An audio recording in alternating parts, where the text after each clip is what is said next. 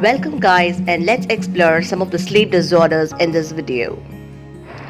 Sleepwalking is a sleep disorder. Some people get out of the bed when they are fast asleep and walk around. Sleepwalking is in fact a dangerous sleep disorder.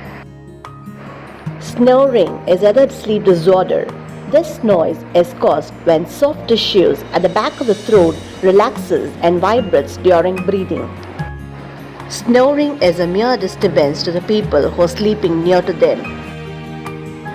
The next strange sleep disorder is the sleep eating. Sleep eaters raid the fridge while fast asleep, the only clue to the nocturnal activities. The next morning is identified by the crumbs in the bed. Sleep talking is another sleep disorder. The people who talk when they are sleeping makes random noises and also have a one-sided conversations. Teeth grinding is other teeth disorder.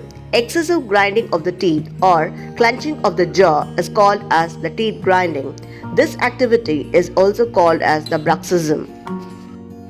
Thank you guys, and let's explore other interesting videos. Please do like, share and subscribe my videos. Thank you.